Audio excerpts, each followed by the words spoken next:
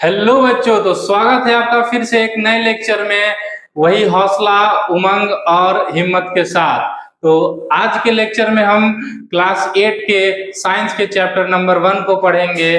उम्मीद करते हैं कि लास्ट जितना भी लेक्चर हम अपलोड करते आ रहे हैं आप लोग को कोई डाउट नहीं रह रहा होगा, क्योंकि हमारा पढ़ाने का तरीका ही ऐसा है कि डाउट का ऑप्शन ही नहीं हम छोड़ते हैं। लेकिन उसके बाद भी कोई कंसेप्ट या फिर कहीं भी आप लोग को डाउट आए तो हम बार बार आप लोग को बोलते हैं कि टाइम स्टैम्प को मेंशन करके कमेंट में आप अगर डाउट रेज कीजिएगा तो उसका सॉल्यूशन जरूर आप तक पहुंच जाएगा एज सुन एज पॉसिबल। तो आज के इस चैप्टर को हम लोग कंटिन्यू करते हैं। आज क्या पढ़ेंगे सर? आज हम लोग पढ़ेंगे crop production and management, class 8 का साइंस का ये चैप्टर है। ठीक है, तो ये जो चैप्टर हम पढ़ाएंगे इसका भी एक नया प्लेलिस्ट तैयार हो जाएगा, जिसमें इस चैप्टर के सारे पार्ट्स का वीडियो रहेगा। तो पार्ट बाय पार्ट आप देखते जाएंगे और आपका सारा कंफ्यूजन क्लियर होते जाएगा और कॉन्सेप्ट भी बहुत स्ट्रांग बिल्ड होते जाएगा।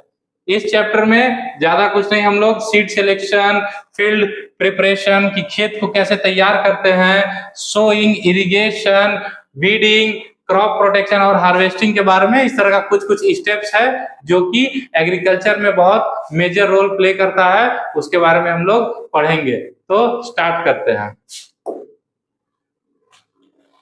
पहले हम लोग जानते हैं कि इस चैप्टर में आखिरकार हम लोग पढ़ेंगे क्या। एक ओवरव्यू जानना बहुत जरूरी है, कोई भी एक आइडिया लगना जरूरी है कि आखिरकार सर इस चैप्टर के बाद हमको क्या क्या हम एबल हो जाएंगे, कितना हमारा औकात हो जाएगा इस चैप्टर के बाद इस टॉपिक को लेके। इसमें सबसे पहले हम लोग क्या पढ़ेंगे? Different farming practices. फार्मिंग का बहुत सारा प्रैक्टिस रहता है, अलग अलग तरह का, कोई एक प्रैक्टिस से ही पूरा फार्मिंग नहीं होता है। तो अलग अलग वो क्या मेथड है, क्या प्रैक्टिसेस है, क्या तरीका है, वह पढ़ेंगे। Uses of manure and fertilisers, जो खाद, जैविक, इन सब के बारे में उसका क्या यूज आता है खेत में, ये हम लोग पढ़ेंगे। How crops are grown, how crops are grown, ये पता है कि खेत में फसल कैसे उगाते हैं ताकि हमारा प्रोडक्शन बेहतर से बेहतर हो। Method of irrigation, method of irrigation बोले तो पानी पटाने का मेथड खेत में। उसके बाद soil preparation techniques, different soil preparation techniques है। सॉइल प्रिपरेशन टेक्निक्स देखिए बच्चों, एग्रीकल्चर में बहुत मेजर रोल प्ले करता है, क्योंकि अगर सॉइल ही बढ़िया से प्रिपेयर नहीं होगा तो फिर आप कितना भी कुछ कर लीजिए कुछ नहीं। इसीलिए हम आप लोग को हमेशा बोलते हैं कि क्लास 8 बेस है। इस तरह से आप एग्जांपल लीजिए कि एग्रीकल्चर में जो सॉइल प्रिपरेशन है वह क्लास 8 का फाउंडेशन है। अगर यह नहीं ठीक रहा तो आगे जाके आपको कितना भी मेहनत कीजिएगा, एट लास्ट प्रोडक्शन मतलब एट लास्ट रिजल्ट बेहतरीन नहीं ही आएगा। उसके बाद द ग्रीन रिवॉल्यूशन के बारे में थोड़ा सा पढ़ेंगे और फूड ऑब्टेन्ड फ्रॉम एनिमल्स, जो नॉन वेजिटेरियन होता है उन सब के बारे में भी हम लोग थोड़ा सा पढ़ेंगे इस चैप्टर में।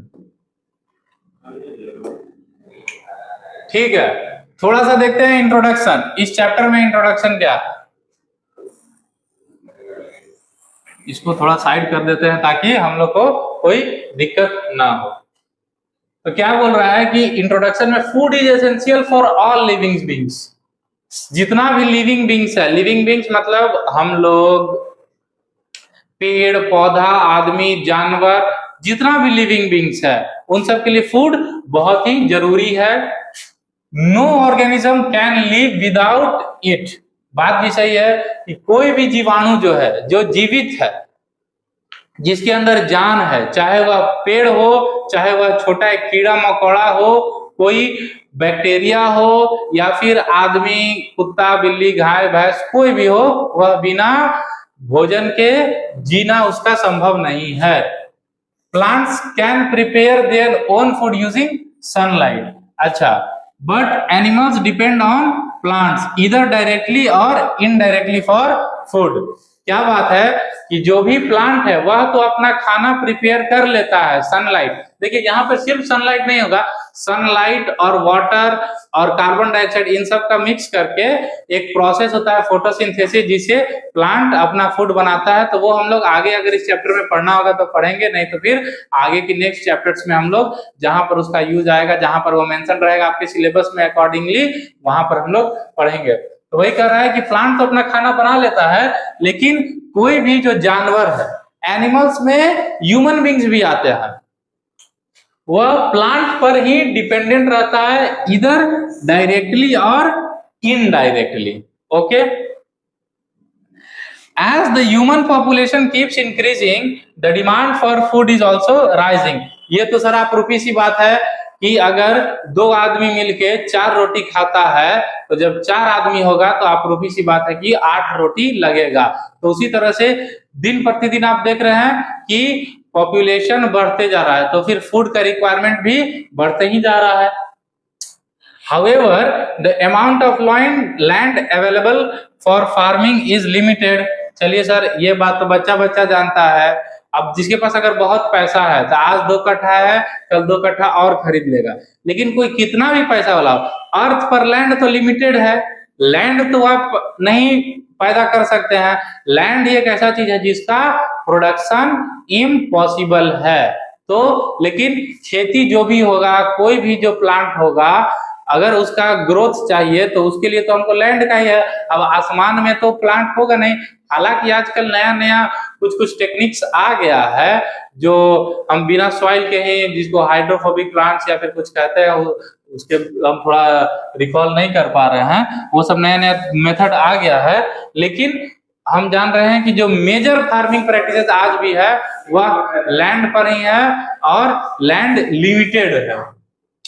Therefore, we must find better and more efficient way to increase food production using improved agriculture practices। तो सर जान गए कि लैंड तो लिमिटेड है, लेकिन हमको प्रोडक्शन अधिक चाहिए, तो हम उसी के बारे में कुछ टेक्निक्स है, कुछ प्रैक्टिसेस है, ताकि same limited amount of land से प्रोडक्शन हम ज्यादा ले सकें। अब क्या आ गया, एग्रीकल्चर एंड क्रॉप्स। क्या कर रहा है, agriculture is the science and practice of farming. Agriculture क्या है सर? हालांकि एग्रीकल्चर सबको जानते हैं, लेकिन क्वेश्चन पूछता है व्हाट इज एग्रीकल्चर। तो agriculture is the science and practice of farming. Farming के पीछे का साइंस और उसके प्रैक्टिस, जो उसमें हम कुछ स्टेप्स, प्रैक्टिस मतलब कुछ स्टेप्स जो फॉलो करते हैं, उसको एग्रीकल्चर बोलते हैं। अब सर एग्रीकल्चर किस चीज से बना है? तो एग्रीकल्चर 2 लैटिन वर्ड से मिलके बना है, एगर एंड कल्चर। तो अब देखिएगा, ये जो कल्चर है ये ट्रेडिशन को रिप्रेजेंट नहीं कर रहा है, ये इंग्लिश कल्चर वर्ड नहीं है, ये लैटिन वर्ड है। एगर और कल्चर को कंबाइन करके एग्रीकल्चर बना है। सर एगर मीन्स होता है फील्ड, और कल्चर मीन्स होता है कल्टीवेटिंग और ग्रोइंग। तो इन दोनों को अगर जोड़ देंगे तो क्या होगा, एगर प्लस कल्चर, और उसी को बनाया गया एग्रीकल्चर, जिसका मतलब होता है फील्ड पर किसी भी चीज का ग्रोइंग। तो जनरली ग्रोइंग फील्ड पर क्या होता है, प्लांट्स वगैरह का। तो जमीन पर किसी भी चीज को उगाना, उसको हम लोग एग्रीकल्चर बोलते हैं। अब नेक्स्ट स्लाइड में देखते हैं क्या है हमारे पास। नेक्स्ट स्लाइड में आ गया कि व्हाट इज क्रॉप। ठीक है, तो सर क्रॉप क्या होता है? तो क्रॉप को सरल और हिंदी भाषा में हम लोग बोलते हैं फसल। क्रॉप बोले तो सर फसल। When plants of the same type are grown together on a large scale in one place, it is called crop, जिसको सर हम लोग फसल भी बोलते हैं। अच्छा, आप लोग ही देखे होंगे, कई गांव में जाइएगा तो गेहूं का, चावल का, ये सब को हम लोग पौधा नहीं बोलते हैं, कहते हैं कि यह आम का पेड़ है, यह अमरूद का पेड़ है, यह केला का पेड़ है। लेकिन हम लोग यह कभी नहीं कहते कि यह गेहूं का पेड़ है, यह चावल का पेड़ है, यह सरसों का पेड़ है। सरसों का पेड़ नहीं बोलते, क्या बोलते हैं? सरसों का फसल, गेहूं का फसल, धान, धान पैडी, पैडी मतलब जिसे चावल बनता है, पैडी रहता है इस तरह से धान का रहता है, कवर में रहता है, उसके अंदर राइस छुपा रहता है, उसी को हम लोग पैडी बोलते हैं। मतलब समझिए कि चावल का जो खेती रहता है उसको हम लोग हिंदी में धान और इंग्लिश में पैडी बोलते हैं। तो ये वैसे बता दिया आपको। तो इसका एग्जाम्पल क्या क्या है, बीट क्रॉप, राइस क्रॉप, वही धान गेहूं ये सब क्रॉप में आता है। तो समझ गए कि सर सबसे पहले क्रॉप क्या है। तो अगर एक लैंड पर लार्ज अमाउंट पर अगर कोई सेम टाइप ऑफ प्लांट्स को अगर हम लोग ग्रो करते हैं तो उसको क्रॉप बोलते हैं। When plants of the same type are grown together on a large scale in one place, ठीक है, एक ही जगह पर अगर सेम टाइप के बहुत सारा पौधा को अगर हम लगाते हैं तो उसको क्रॉप बोलते हैं, जिसको हिंदी में बोल रहे हैं बार बार फसल भी बोलते हैं। पेड़ और फसल में फर्क है, इसी तरह से प्लांट और क्रॉप में फर्क है। अब सर क्रॉप भी कुछ डिफरेंट टाइप्स का रहता है, कितने टाइप्स का क्रॉप्स रहता है। तो क्रॉप्स में सर आ गया सीरियल, सीरियल्स मतलब यही चावल गेहूं ये सब आता है सीरियल, जिसको हम लोग फिलर भी बोलते हैं, राइस व्हीट ये सब आ गया serial. Oil seeds, oil seeds उन सीड्स को बोलते हैं जिसमें से हम तेल निकाल सके। जैसे देखिए व्हीट, हर आप तो जान रहे हैं कि हर पौधा हर पेड़ कोई भी हो वह सीड से ही निकलता है, लेकिन सारे सीड्स को हम लोग ऑयल सीड्स की कैटेगरी में नहीं डालते हैं। क्यों? क्योंकि हर सीड्स में से तेल नहीं निकलता है, और अगर निकलता भी होगा एकदम माइनर तो हम लोग ऑयल सीड्स में डालते हैं जिससे तेल अधिक से अधिक निकलता है। तो वो क्या क्या होता है, सनफ्लावर और ग्राउंड नट, ग्राउंड नट वही बादाम जिसको बोलते हैं उसे होता है ग्राउंड नट। तो ग्राउंड नट जैसे सुनते भी होंगे बादाम का तेल, सनफ्लावर सीड्स, सनफ्लावर ऑयल हो गया, तो ये सब हो गया ऑयल सीड्स। उसके बाद आता है पल्सेस, पल्सेस मतलब दाल बाल, तो इसमें क्या है पल्सेस में आ जाएगा ग्राम और बीन्स, ठीक है, ग्राम मतलब चना, ये सब आ गया पल्सेस में। उसके बाद आता है fibre crops, fibre crops fibre जिसे कॉटन, जूट, जूट का बोरा, ये सब जो कॉटन हम लोग कपड़ा जो पहने हुए ये सब भी प्लांट से ही आता है। इसीलिए लिखा हुआ था कि एनिमल्स जो है या फिर ह्यूमन बींग्स ये सब प्लांट पर डिपेंडेंट है, आइदर डायरेक्टली और इनडायरेक्टली। आपको लगता होगा कि हम दुकान में जाके कॉटन का कपड़ा खरीद लिए तो इसमें प्लांट पर क्या डिपेंडेंट हुआ सर, क्योंकि अगर प्लांट में से कॉटन प्रोड्यूस नहीं होगा तो फिर आपका कपड़ा कहां से बनेगा, ठीक है। और क्या होता है क्रॉप, सर प्लांटेशन क्रॉप्स कुछ कुछ होता है जिसमें टी कॉफी, टी कॉफी मतलब चाय कहते हैं, ये सब जनरली आसाम उसाम के तरफ ज्यादा उगाया जाता है। पहाड़ी क्षेत्रों में जनरली टी का प्रोडक्शन अधिक होता है, प्लांटेशन क्रॉप्स। तो देखिए इसमें आगे हम लोग पढ़ेंगे कि हर क्रॉप जो है वह हर रीजन मतलब हर क्षेत्र के लिए नहीं बना है और हर सीजन के लिए भी नहीं बना है। हर फसल का, हर क्रॉप का एक सीजन आता है और एक जगह होता है। उसके बाद आता है शुगर क्रॉप्स, शुगर क्रॉप्स में आ गया सॉरी शुगर क्रॉप्स में आ गया शुगर केन और बीट। शुगर केन मतलब गन्ना, बीट, देखिए ये शुगर बीट होता है। एक जो रेड बीट रूट होता है जिसको हम लोग चुकंदर या सलगम बोलते हैं वह अलग चीज है, वह रेड बीट रूट है। यह क्या है, यह है शुगर बीट जिससे हम लोग शुगर का प्रोडक्शन मतलब चीनी का प्रोडक्शन में यूज आता है। उसके बाद फ्रूट्स और वेजिटेबल्स, फल और सब्जी भी एक क्रॉप्स में ही आता है। तो इसमें क्या हम लोग पढ़े क्रॉप्स और डिफरेंट टाइप्स ऑफ क्रॉप्स। अब नेक्स्ट स्लाइड में देखते हैं हमारे पास क्या पढ़ने को। नेक्स्ट स्लाइड में क्या है, तो क्रॉप्स इन इंडिया क्या लिखा हुआ है कि India has different types of climate such as variation in temperature, humidity and rainfall.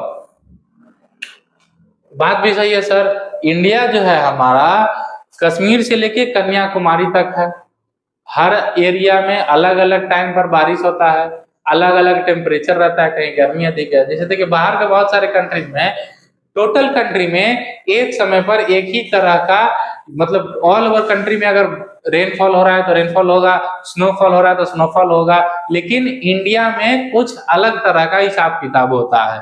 जैसे राजस्थान का क्लाइमेट अलग है, बिहार का क्लाइमेट अलग है, जम्मू एंड कश्मीर का क्लाइमेट अलग है, कन्याकुमारी का क्लाइमेट अलग है, फिर इधर चल जाइए सेवन सिस्टर्स, उधर क्लाइमेट अलग है। तो इसलिए हर क्लाइमेट में हर क्रॉप नहीं उगता है। तो क्या बोल रहा है, इंडिया है different types of climate such as variation in temperature, humidity and rainfall.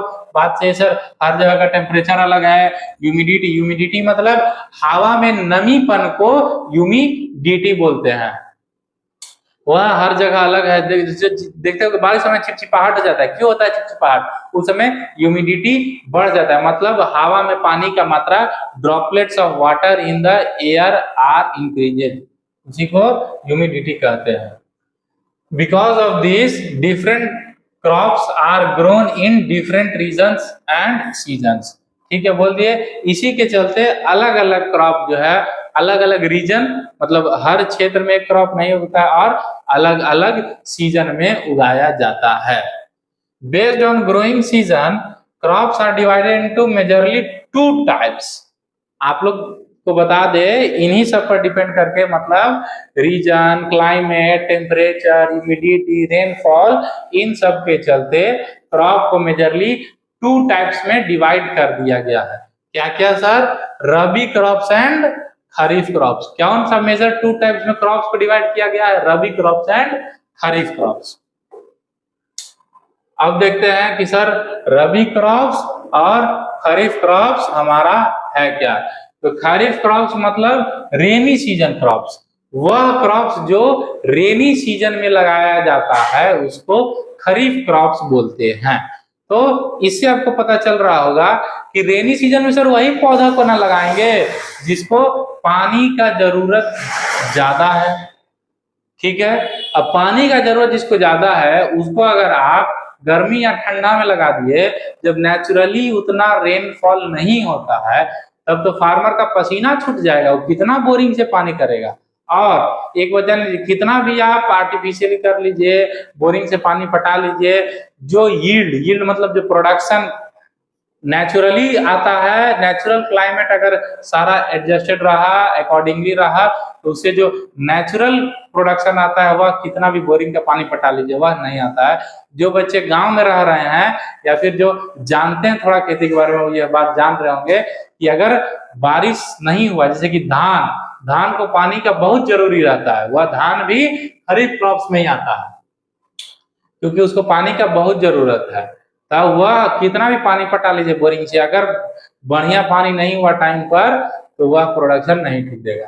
तो सबसे पहले हो गया कि सर खरीफ क्रॉप और रबी क्रॉप होता है। खरीफ क्रॉप सर रेनी सीजन के क्रॉप्स को कहते हैं और रबी क्रॉप्स विंटर सीजन के क्रॉप्स को बोलते हैं। विंटर सीजन के क्रॉप मतलब ठंडा में, जिसको पानी का उतना जरूरत नहीं, लेकिन देखिए टेम्परेचर भी बहुत डिपेंड करता है। अब हम लोग का ही टेम्परेचर अगर बहुत ज्यादा गर्मी पड़ जाए तो कैसे स्किन जलने लगता है, नहीं हो पाता। तो अलग अलग क्रॉप्स को अलग अलग टेम्परेचर चाहिए, किसी को पानी ज्यादा चाहिए, किसी को पानी कम चाहिए, किसी को ठंडा में रहना है, किसी को गर्मी में रहना है अपना पीक प्रोडक्शन के लिए। तो इसीलिए दो पार्ट में बांट दिया गया। एक रेनी सीजन में किसको उगाया जाता है, रेनी सीजन में याद रखिएगा खरीफ क्रॉप्स, और रबी क्रॉप्स को विंटर सीजन में उगाया जाता है। ठीक है, तो खरीफ क्रॉप्स के बारे में कुछ कुछ जान लेते हैं। सबसे पहले तो जान गए कि इसको रेनी सीजन में उगाया जाता है। रेनी सीजन कब से कब होता है सर? रेनी सीजन जून से सितंबर। हालांकि अब तो थोड़ा चेंज हो गया है, अब कभी कभी अक्टूबर में भी थोड़ा मोड़ा बारिश हो जाता है, लेकिन जो स्टैंडर्ड है जून से सितंबर, और उसी के बीच में फसल जो होता है खरीफ क्रॉप्स हम लोग का होता है।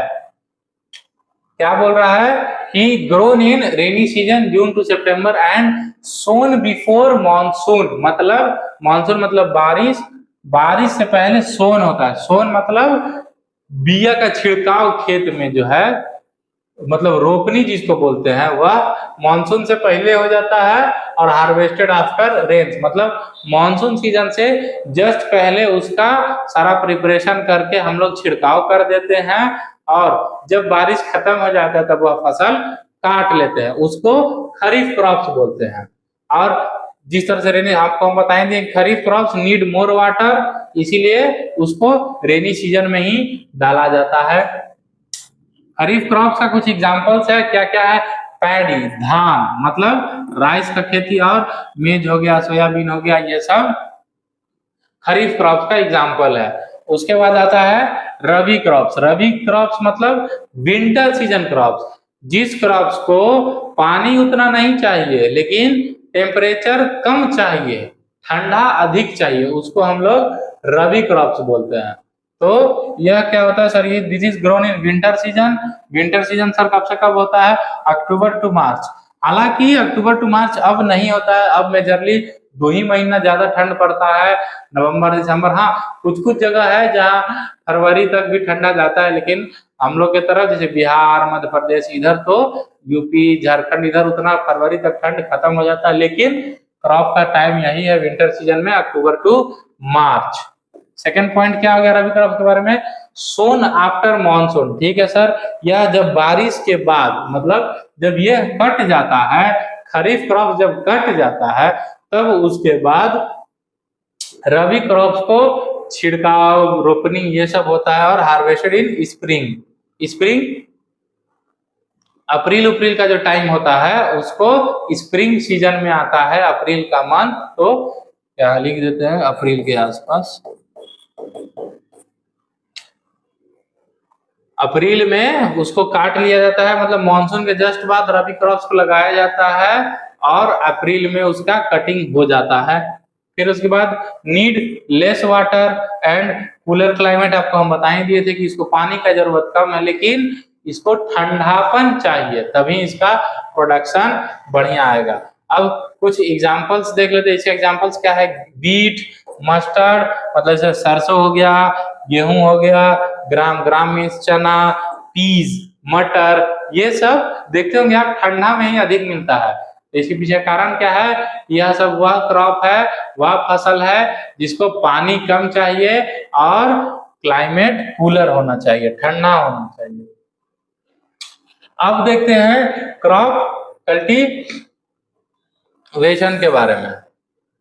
तो क्रॉप कल्टीवेशन क्या है sir? Growing crops involves different stages. अगर कोई खेती करता है तो कोई सिंगल स्टेप में तो खेती नहीं है, बहुत सारा अलग है। जैसे कि जमीन तैयार करते देखते हैं, कभी पानी पटाना पड़ता है, कभी फर्टिलाइजर डाला जाता है, कभी मतलब कभी कभी आप गए होंगे तो देखे होंगे खेत जोताता है, तैयार होता है, फिर कटाई होता है, फिर उसको रखना पड़ता है। तो बहुत सारे अलग अलग स्टेप्स हैं। तो वही है कि growing crops involves different stages. Farmers follow these steps to get maximum yield and good quality crops. Yield मतलब क्या हो गया? वही जब कटा, जो प्रोडक्शन ऑफ क्रॉप्स को हम लोग yield बोलते हैं। तो ये सब फार्मर्स कुछ स्टेप्स फॉलो करता है ताकि उसको प्रोडक्शन अधिक आ सके, मैक्सिमम यील्ड कर सके और गुड क्वालिटी का क्रॉप्स उगा सके। They also take care to avoid damage और लॉस ड्यूरिंग फार्मिंग। ये सारा कुछ कुछ हम लोग स्टेप्स फार्मर्स इसलिए यूज करता है ताकि लॉस कम हो और प्रॉफिट अधिक। तो मेन स्टेप्स क्या क्या है? फर्स्ट स्टेप सर हो गया प्रिपरेशन ऑफ सॉइल। सॉइल को प्रिपेयर करना is the major and first step in cultivation process. Preparation of soil हो गया। दूसरा क्या हो गया? Sowing of seeds. Sowing of seeds बोले तो सीड का छिड़काव या फिर सीड्स का रोपनी, प्लांटेशन को सोइंग ऑफ सीड्स बोलते हैं। उसके बाद एडिंग मैन्योर एंड फर्टिलाइजर्स, खाद, जैविक, ये सब अगर खेत में नहीं डालिएगा तो बढ़िया प्रोडक्शन नहीं आएगा। खाद डालना, फिर इरिगेशन, पानी पटाना, फिर उसके बाद प्रोटेक्शन फ्रॉम वीड्स। वीड्स क्या होता है? Unwanted plants. अनवांटेड प्लांट्स को वीड्स बोलते हैं। तो उससे बचाना, क्योंकि जो मेन फसल को उगने में दिक्कत करता है। जैसे कि अब हम रोपे हैं धान, रोपे हैं गेहूं, चाहे सरसों, और उसमें घासे फूस अधिक होगी, तो फिर हम तो जो खाद फाद डालेंगे उस सबसे तो वो सब ज्यादा बढ़िया हो जाएगा। क्योंकि वीड्स जो है बहुत खतरनाक चीज है, ठीक है। ये क्या करता है कि जो क्रॉप का प्रोडक्शन है उसको तुरंत कम कर देता है, क्योंकि सारा मेन जो न्यूट्रिशन रहता है ये यही खींच लेता है। और वीड्स का जो मैनेजमेंट है ये बहुत मेजर रोल है एग्रीकल्चर में। एक क्या बोले सर बहुत इंपॉर्टेंट है प्रिपरेशन ऑफ सॉइल, और दूसरा क्या है वीड मैनेजमेंट। वीड मैनेजमेंट अगर नहीं कीजिएगा तो आप जितना बढ़िया चीज किए हैं, बोए थे सरसों उग गया ऐसा ही सूखल घास। फिर हार्वेस्टिंग सर बहुत इंपॉर्टेंट है। हार्वेस्टिंग मतलब कटाई। जब धान चाहे कोई भी क्रॉप फसल जब उग गया तो उसको काट के ले जाते हैं, उसको हार्वेस्ट मतलब काटना मतलब प्रोडक्शन निकालना, यील्डिंग, उसको हार्वेस्टिंग कहते हैं। और सातवां है स्टोरेज। जैसे कि आप देखते हैं कि तो सर हम समझ गए कि रबी क्रॉप्स ठंडा में उगता है, खरीफ क्रॉप्स बारिश में उगता है, लेकिन हम चावल दाल गेहूं तो सालों भर खाते हैं। तो क्यों होता है प्रॉपर स्टोरेज मैनेजमेंट की चलते। जिस तरह से हम लोग जहाँ कोल्ड स्टोरेज का आप लोग नाम सुने होंगे, इन सब जगह अब तो बड़ी बड़ी कंपनियां भी कोल्ड स्टोर मतलब फूड को स्टोरेज बनाने में मैक्सिमम आपको इन्वेस्टमेंट डाल रही है, क्योंकि फ्यूचर तो फूड ही है। कितना भी मशीन टेक्नोलॉजी एआई कुछ भी आ जाए, अगर खाना ही नहीं रहेगा तो आदमी खाएगा कहाँ से। और इसके पीछे का कारण है कि अब जो भी युवा है, जो भी आदमी है नया, वह सब खेती की तरफ नहीं जाना चाहता है। वह सब सोचता है कि इंजीनियर डॉक्टर बन जाए। हर जमीन पर देख रहे होंगे आप लोग, अब गांव देहात में भी क्या हो रहा है कि बड़ा बड़ा सोसाइटी बन रहा है, अपार्टमेंट बन रहा है, कॉम्प्लेक्सेस बन रहा है। जमीन नहीं रहेगा तो खेती कहाँ होगा। तो फ्यूचर इसी में है, एग्रीकल्चर में ही है। तो स्टोरेज का भी बहुत जरूरी है। देख लीजिए यहाँ पर एक साइकिल टाइप का बना दिया है। क्या है फर्स्ट स्टेप है sir preparation of soil, second step है sir sowing of seeds, third step हो गया sir adding fertiliser, fourth step irrigation मतलब पानी पटाना, एडिटिंग फर्टिलाइजर मतलब खाद का छिड़काव, सोइंग सीड्स हो गया, प्लांटेशन, उसके बाद पांचवा स्टेप हो गया वीड प्रोटेक्शन, छठा स्टेप हो गया हार्वेस्टिंग, और सातवां स्टेप हो गया स्टोरेज। तो ठीक है, फिर आज के लिए इतना ही। मिलते हैं नेक्स्ट लेक्चर में और आगे कंटिन्यू करते हैं। Thank you, bye. मन लगा के पढ़ते रहिए। Okay, bye.